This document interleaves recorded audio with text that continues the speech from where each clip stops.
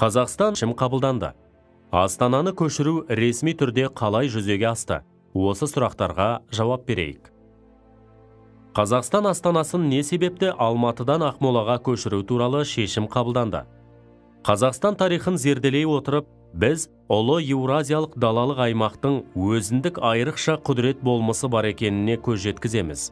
Ал оның орталық аудандарының, соның ішінде осы күнгі Нұр-Сұлтан қаласы аумағының өзіне ғана тән киелі келбеті бар. Нұрсұлтан Әбішұлы Назарбаев Қазақстан жолы атты туындысында бас қаланың орнын таңдауда асқан ыждахаттылықпен қарап, терең ойланып, арнайы мамандармен пікірлесіп, ортақ шешім қабылдағанын жазған. Елбасы, біріншіден, Астананы ауыстыру Қазақстанды геосаяси тұрғыдан күшейту қажеттілігінен туындады. Астана Еуропа мен Азияның озық дәстүрлерін сіңіре отырып, Еуразия құрлығының орталығы болып табылады. Екіншіден, еліміздің қауіпсіздігін нығайту. Тәуелсіз елдің астанасы мүмкіндігінше сыртқы шекарадан жырақта және елдің ортасында орналасуы тиіс. Үшіншіден, Қазақстанның экономикасын сауықтыру қажеттігінен туындады. Ол елдің экономикасы үшін тиімділікті қамтамасыз етті. Төртіншіден, Астананы орталық аймаққа қарай көшіре отырып, құрамы жағынан көп ұлтты, тұрақты, полиэтникалық мемлекет құру. Осылайша Қазақстан халықтар арасындағы достықты сақтау және көбейту бағытын тағы да дәлелдедік деп түйіндейді шығармасында. Астананы көшіру ресми түрде қалай жүзеге асты?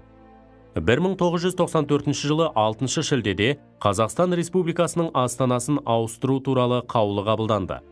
1995 жылы 15 қыркүйекте Қазақстан Республикасы президентінің Қазақстан Республикасының астанасы туралы жарлығы шықты.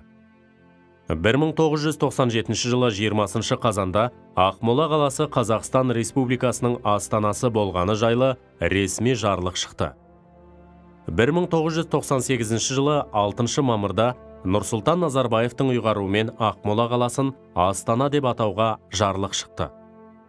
1999 жылы ЮНЕСКО-ның шешімімен Астана қаласына бейбітшілік қаласы мәртебесі беріліп, медаль табысталды. Астана қаласы сәулетінің өзіне тән ерекшеліктері қандай? Астана бүкіл әлемдік сұхбат алаңына айналып, көптеген тарихи іс-шаралардың куәсі болған анық. Осы тұрғыда не айтасың? Астана қаласы Нұр-Сұлтан болып қашан өзгерді? Осы сұрақтарға жауап берейік. Астана қаласы сәулетінің өзіне тән ерекшелігі қандай? Астана қаласын өркендетіп, гүлдендіру мақсатында 1995 жылы жаңа Астана қоры құрылды. Мұнда құрылыс жұмысын жүргізетін инвесторларға үлкен жеңілдіктер берілді. Қаланың архитектуралық әсем композицияларының бірі 2002 жылы ашылған Астана Бәйтерек монументі. Оның биіктігі 97 метр. Бәйтерек монументі Астанаға шолу жасауға болатын көру алаңшасы бар ерекше сәулет ғимараттарының бірі. 2004 жылы көркемдік маңызы мен ауқымы жөнінен бірегей сәулет саналатын Қазақстан Республикасының президентінің резиденциясы Ақорданың құрылысы толығымен аяқталды. Сондай-ақ, Қазақстан Республикасының парламент, сенаты мен мәжілісі, үкімет пен министрліктердің бірнеше әсем ғимараты бой көтерді. Елімізде болашақ кәсіби мамандарды даярлайтын халықаралық деңгейдегі Гумилев атындағы Еуразия ұлттық университеті 2010 жыл ашылған Назарбаев университеті жұмыс істеуде. 2013 жылдың шілде айында Қазақстан Республикасы ұлттық музейі республикалық мекемесін құру туралы үкімет қаулысы қабылданды. Музей тәуелсіздік алаңында Қазақ елі, Тәуелсіздік сарайы, Бейбітшілік және келісім сарайы, Әзірет Сұлтан мешіті, Ұлттық өнер университеті орналасқан біртұтас архитектуралық кешеннің сәнін келтіріп тұр. 2001 жыл ашылған Атамекен этно-мемориалдық паркінде еліміздің Астана мен Алматы қалаларымен қоса бүкіл облыстарының макет түріндегі көрінісін тамашалауға мүмкіндік бар. Жаңа Нұрлы жол вокзалы мен Нұрсұлтан Назарбаев атындағы халықаралық әуежай іске қосылып, халыққа қызмет көрсетуде. Астана бүкіл әлемдік сұхбат алаңына айналып, көптеген тарихи іс-шаралардың куәсі болғаны анық. Осы тұрғыда не айтасың? Әлемдегі ең жас елордамыз Астана қаласында түрлі мәдени іс-шаралар мен саяси бас қосулар болады. Олар әлемдік және дәстүрлі діндер лидерлерінің съездері, Еуропадағы қауіпсіздік және ынтымақтастық ұйымының, Шанхай ынтымақтастық ұйымының, Ислам ынтымақтастығы ұйымының саммиттері, сондай-ақ 2012 жылы ядролық қарусыз әлемге тақырыбында Астана форумы болды.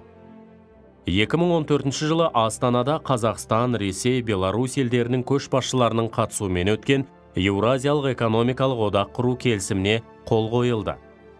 Ал ел тарихындағы жаһандық оқиға болған Экспо 2017 көрмесінің еліміздің төрінде өтуі елордамыздың беделінің жоғары екенін тағы бір дәлелдеді. Астана қаласы Нұр-Сұлтан болып қашан өзгерді?